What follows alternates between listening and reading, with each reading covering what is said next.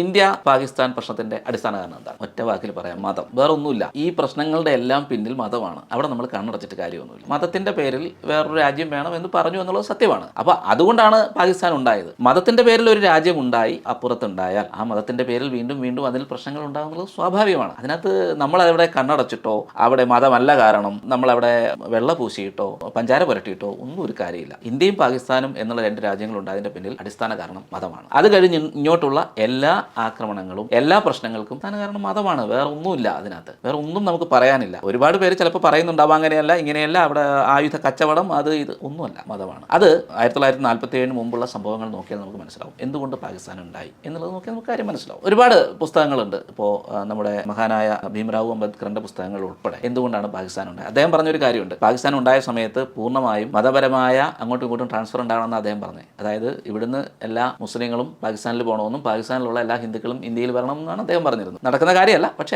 അങ്ങനെയാണ് പറഞ്ഞത്. ഓക്കെ, രണ്ട് രാജ്യങ്ങളുണ്ടായി. പിന്നെ ഈ രാജ്യങ്ങൾ ഒരേപോലെ മുന്നോട്ട് പോയിരുന്നെങ്കിൽ പാകിസ്ഥാൻ ഇന്ന് ഇവിടെ എത്തിയാണ്. എത്തിയില്ലല്ലോ. ഇപ്പോൾ ഗോതമ്പ് വാങ്ങാനും ഇതിനൊന്നും പൈസ ഇല്ലാതെ കിടന്ന് കഷ്ടപ്പെടുകയാണ്. അപ്പോൾ അതിൻ്റെയും അടിസ്ഥാന കാരണം മതം തന്നെയാണ്. എല്ലാ കാലവും ഇന്ത്യ വിരുദ്ധത മുഖമുദ്രയാക്കിക്കൊണ്ട് എത്ര കാലം മുന്നോട്ട് പോകാൻ കഴിയും? പഹൽഗാം അറ്റാക്കിന് പിന്നിൽ ഇപ്പോൾ അതിനകത്ത് നമുക്കറിയാം എങ്ങനെയൊക്കെയാണ് ആളുകളെ കൊന്നെന്ന്. അത് പറയുമ്പോൾ അവരങ്ങനെ പറഞ്ഞിട്ടില്ലാന്നോ അങ്ങനെ ചിന്തിച്ചിട്ടില്ലാന്നോ അതിന് പിന്നിൽ മതമില്ലാന്നോ പറഞ്ഞിട്ട് യാതൊരു കാര്യമില്ല.